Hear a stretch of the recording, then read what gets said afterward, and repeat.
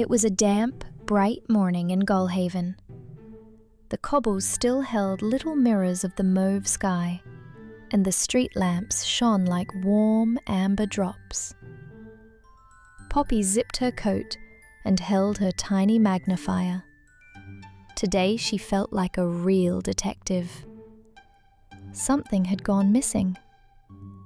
A hand-drawn map that led children from house to house for the neighborhood game was gone. Without it, the playful route fell apart. Midday smiles in the square were smaller. The game's laughter had holes in it. Poppy called her friend Omar. He arrived with a striped scarf and a careful way of looking at things. Mrs. Wren, who hummed and handed out warm rolls from her bakery, wiped her hands and told them everything she knew. Poppy set up a small case on the step, a notebook, a pencil, and a tidy list of questions. "Where did you last see it?" Poppy asked. Mrs. Wren tapped her chin. "On the counter, beside the receipt. Children were peeking in the window. I remember an ink smudge, blue, like the syrup on the blueberry tarts." Poppy drew the first clue, a little smudge of blue.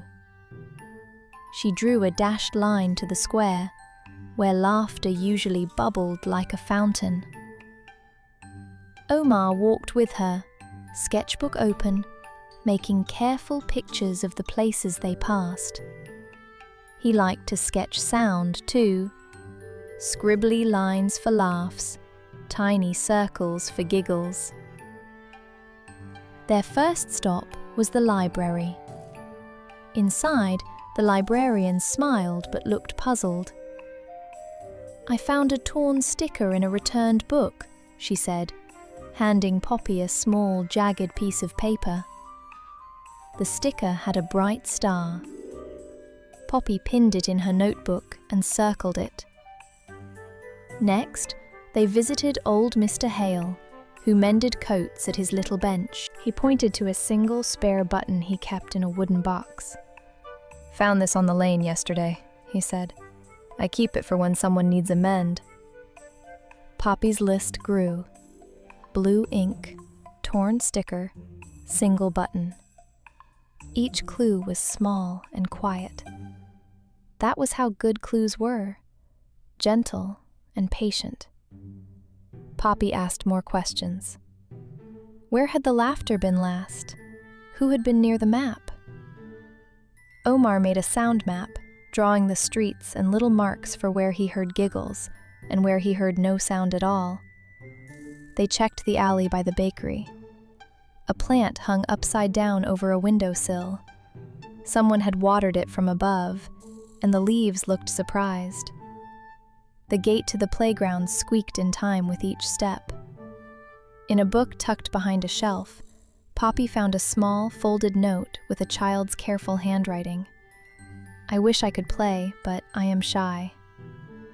Poppy and Omar sat under the clock tower while the town clock ticked steady and bright. They spread their clues like cards across Omar's scarf. Poppy held up the blue smudge to the light. "Blue like the syrup," she said. Omar touched the torn sticker and unrolled his sketch of the route. The single button looked plain, but Mr. Hale's bench made Poppy think of mending and pockets. They retraced the map of where laughter had been. A line led back to the bakery window, then to the bench, then under the clock tower.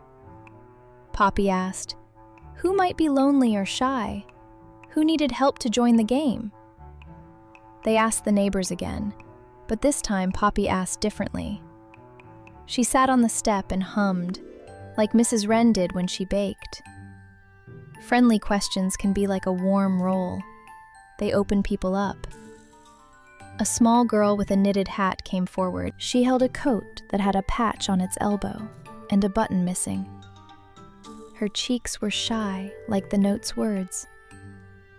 "I wanted to join, but I felt too nervous to go on my own. I saw the map by the bakery and I wanted to help. I thought if I kept it safe, I could bring someone with me. I didn't know how to ask. Poppy felt the small shape of the whole story click into place. The blue smudge on the map matched Mrs. Wren's receipt. The torn sticker fit a corner of the map that had been tucked away. The button matched the coat Mr. Hale had mended for a child who sometimes played alone. The map hadn't been stolen.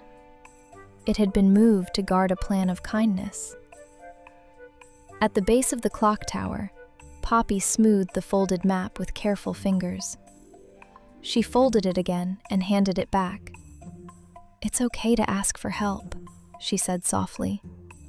"You can bring your friend next time." The shy girl looked up like a sunflower finding the sun. She ran to the square, map safe in her pocket. Poppy and Omar followed with Mrs. Wren, who brought extra rolls for everyone. The game began again, and the town's smiles grew wide and easy. Neighbors learned to notice smaller things, the sound of a silent bench, the way a gate might squeak to ask for a push, or a coat with a missing button. They learned to ask gentle questions instead of making quick guesses. Poppy made a small rule for her detective work: always look for kindness inside every mystery. The afternoon was bright, with pastry steam and wool scarves and the soft glow of lamps. Poppy tucked her magnifier back into her pocket and drew one last circle in her notebook, a tiny heart for the day's clue. The sound map filled with laughter again, neat and steady. Curiosity can find answers, and gentle questions can turn a worry into a welcome. Small kindnesses stitch a town back together, one button and one smile at a time.